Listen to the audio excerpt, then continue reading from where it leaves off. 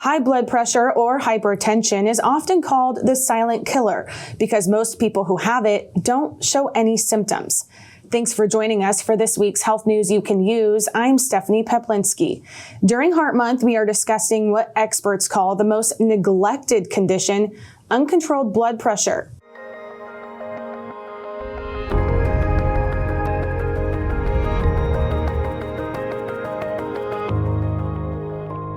With me today is Dr. Tracy Stevens, cardiologist and medical director of St. Luke's Muriel Kauffman Women's Heart Center. Dr. Stevens, thank you so much for joining us today. Thank you. We're talking about blood pressure today, so tell me what's important to know about high blood pressure.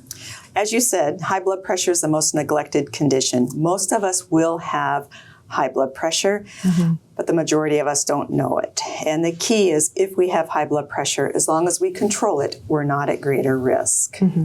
So when people go to monitor their blood pressure, what guidelines are we talking about? What do people need to know to follow? The guidelines can be very confusing, and I do my best, my colleagues do our best to simplify it. If we say shoot for a goal of 130/80 or less, certainly talk with your doctor. There's medical conditions that may warrant higher pressure or lower pressure, but shoot for that number.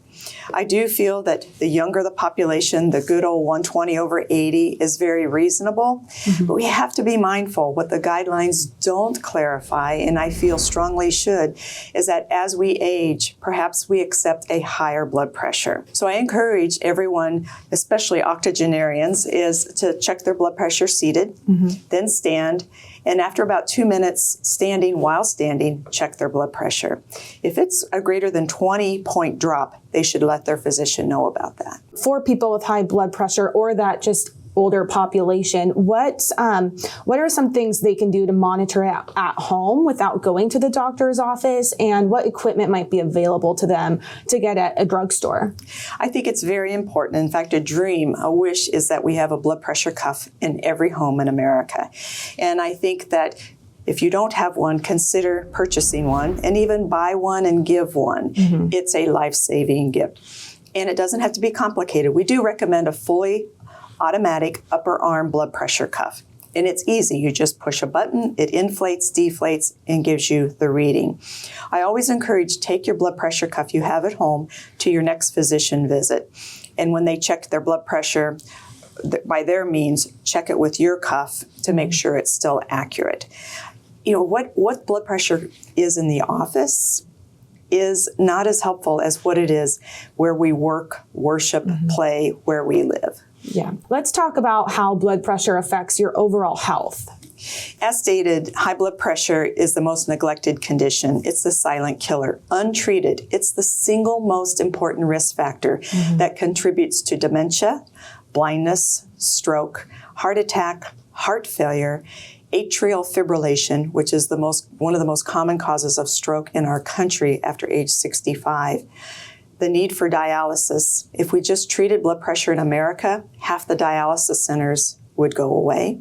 And untreated blood pressure is one of the leading causes of erectile dysfunction. So there are a lot of dangerous health conditions that we can markedly reduce our risk of just by caring about blood pressure. Yeah, that is an incredibly long list. What are some symptoms that people should look out for to recognize, hey, maybe my blood pressure is getting too high?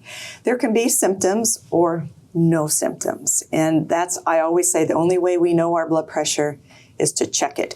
And do not feel that just because you feel well, your blood pressure may be fine. But symptoms that it can cause, if it's high, visual changes, headaches, just tightness in the chest. If your blood pressure is high, what are the next steps somebody should take? Should they contact their provider? Absolutely. If you find your blood pressure is elevated, take some more readings, keep a diary, call and share it with your physician. What are some other lifestyle changes that people can do or make if they are watching their blood pressure? It's so important to know that lifestyle definitely can modify our blood pressure. Many people say, I don't want to know my blood pressure because I don't want to take a medication. And that's just not the way to look at this. Mm-hmm. But if we look at lifestyle, there are strategies that lower our blood pressure. And for many of us, that's all we need. So eat healthy, stay active, ideal body weight, don't smoke, limit alcohol, and avoid prolonged sitting.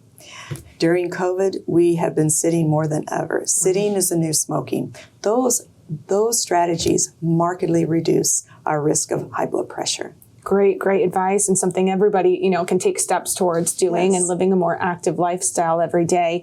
Do you have any final thoughts or message for us today? I think an important message is if you need blood pressure medicine, which millions of us do, they are safe. They often offer other benefits. But interestingly, and women more than men are least likely to fill their prescription. And then many people, if they're given a 30 or a 90-day prescription for blood pressure medication, they think they treated it, so they don't refill it. So this is not something like an infection, an antibiotic that you treat and then you don't refill. Please refill your medications and don't assume that what you were prescribed is going to get you to goal. So see, is it working? Report side effects.